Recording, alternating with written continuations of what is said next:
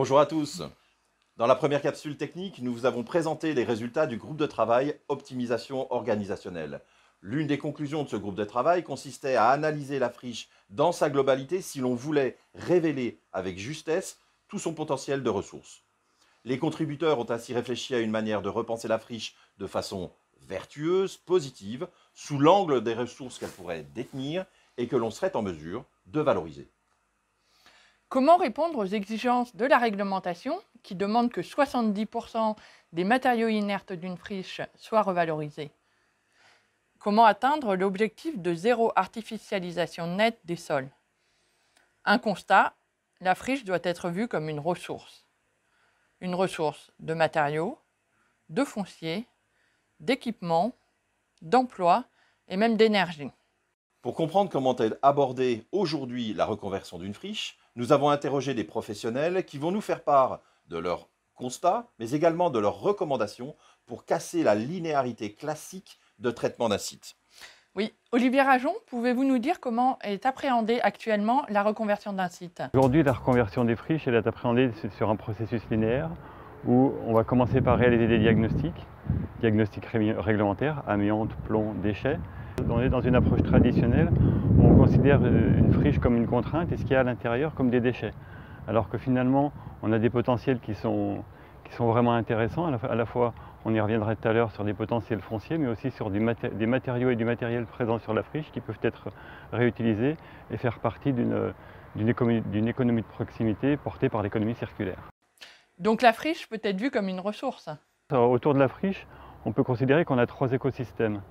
Un écosystème du futur constitué par le foncier et par la temporalité, c'est-à-dire avec un usage temporaire, transitoire, un usage futur ou un usage pérenne.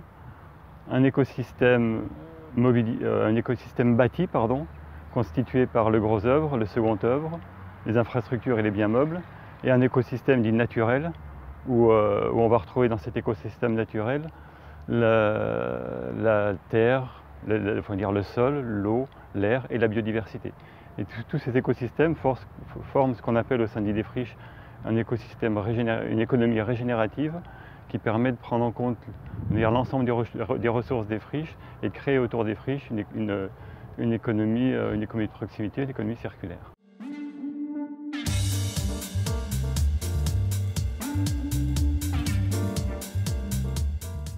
Stéphane Faré, bonjour. Bonjour Daniel. Vous êtes responsable du développement commercial de la société NeoEco, spécialisée dans la valorisation et le réemploi des matières usagées, qu'elles soient minérales ou solides. Les trois écosystèmes mentionnés par Olivier Rajon sont issus des réflexions du groupe de travail auquel vous avez participé. Pouvez-vous, je vous prie, nous les présenter davantage? Mais oui, avec plaisir. Je vais commencer par l'écosystème bâti ou l'écosystème construit. Je vous propose une petite balade, une visite quand on met les pieds dans un site délaissé, la friche. La première impression, le premier vécu, c'est de penser à la mémoire du lieu.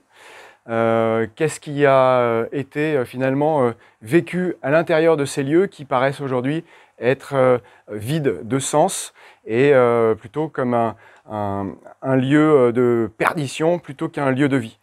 On y découvre parfois, en fonction de la typologie des lieux, trois types d'éléments. Des biens meubles, du second œuvre, c'est-à-dire ce qui a habillé finalement le bâtiment ou la construction, et le gros œuvre qui représente l'entité et finalement qui nous parle aussi de son histoire plus globalement. Pour bien prendre possession de ce lieu, il nous faut aller au-delà de son aspect pollué.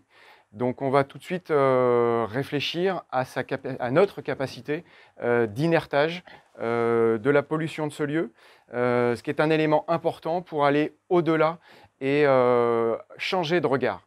L'important sur l'écosystème bâti, c'est de changer de regard. Nous sommes dans un lieu qui nous paraît être une friche. Il faut y voir un écosystème qui va nous permettre d'y sortir ou d'y trouver des ressources.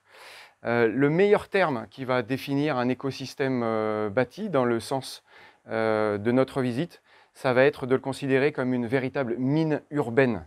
Et pour cela, le maître mot, ça va être d'à travers notre regard, de diagnostiquer les forces en présence. On va pouvoir passer à une vision d'un lieu qui sera productif de ressources et qui nourrira le projet de réhabilitation et de reconstruction du lieu futur. Écoutons également le témoignage de Christophe Bardet. On a remarqué sur plusieurs cas qu'on a pu rencontrer que la friche n'est pas uniquement un problème au sens de la gestion. Il peut y avoir un certain nombre de, entre guillemets, richesses avec des matériaux et des matériels qui peuvent être valorisés dans le projet. Alors évidemment, selon quand on intervient, selon le niveau de dégradation du site, ces ressources peuvent être plus ou moins importantes. Mais on a noté que certains matériaux peuvent être sélectionnés, triés, pour être valorisés de manière indépendante du terrain et donc interviennent dans le bilan économique d'une friche à réutiliser. Comment est abordée la question de l'économie circulaire sur une friche ? Deux professionnels vont nous faire part de leur expérience. Le PFL du Dauphiné, on met en place la même démarche déclinée de manière un peu différente en fonction de la taille des éléments qu'on va devoir démolir. Si c'est une petite maison, si c'est un chantier comme celui-ci où il y a 10 000 m² à déconstruire, ce n'est pas du tout la même approche.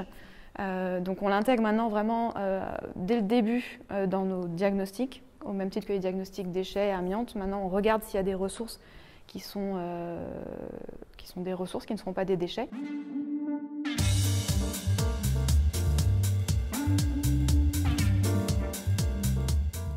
Le réemploi peut être mené de deux façons différentes.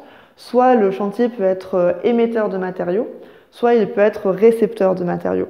S'il est émetteur, dans ce cas-là, il faut d'abord identifier le potentiel de réemploi, donc faire un diagnostic des matériaux réemployables. Une fois qu'on a ce diagnostic, on peut chercher les débouchés en matière de réemploi, puis contractualiser avec l'entreprise de dépose pour qu'elle dépose soigneusement les éléments qui vont être récupérés. Si le chantier est récepteur, alors il faut d'abord identifier les matériaux qui peuvent être réemployés. Se concentrer par exemple sur des matériaux qui n'ont pas beaucoup de contraintes techniques. Il faut ensuite chercher des matériaux de façon très large, et notamment auprès d'acteurs du réemploi qui commencent à se développer, et avoir une conception assez ouverte, c'est-à-dire qu'il faut être ouvert à différents coloris, différentes matières, pour pouvoir intégrer un maximum de matériaux de réemploi. On parle de réutilisation, de réemploi, mais finalement, quelle est la différence ? Aujourd'hui, on différencie parfois le réemploi de la réutilisation. Le réemploi, c'est réutiliser un matériau pour le même usage, c'est-à-dire qu'une porte est réemployée en porte. Alors que la réutilisation, c'est en fait un détournement d'usage. Donc par exemple, un panneau de porte est réutilisé pour par exemple faire une table ou du mobilier. Pour plus de simplification, on aime bien englober les deux termes sous le mot de réemploi.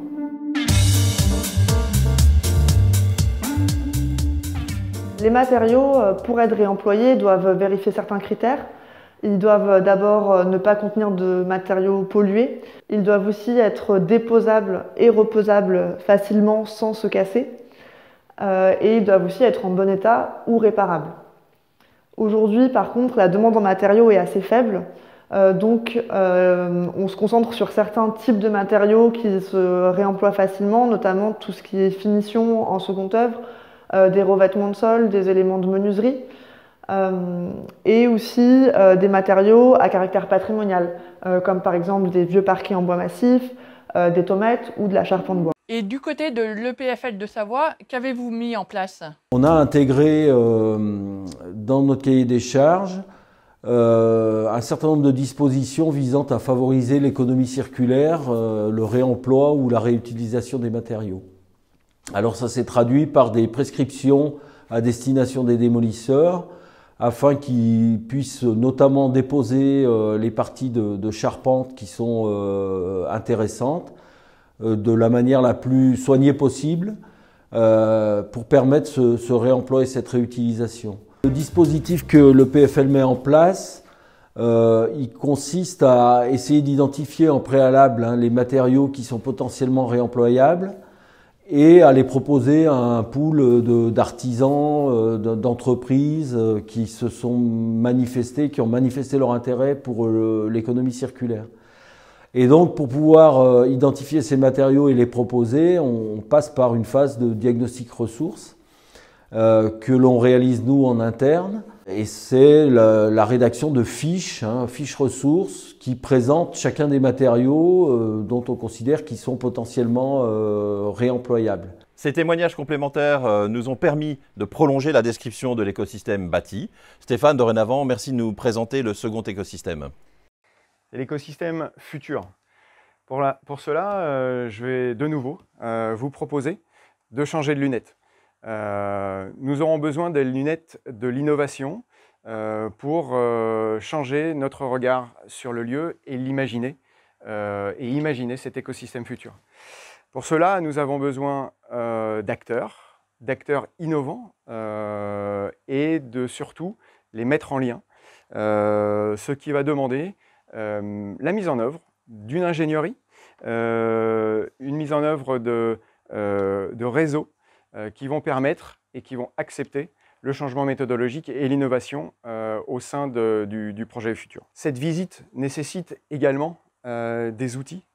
L'outil prépondérant est le nerf de la guerre, des matrices financières. Cet outil, ces matrices financières permettent la comparaison d'un scénario dit traditionnel aux scénarios innovants qui sont portés par les acteurs de la reconversion des friches.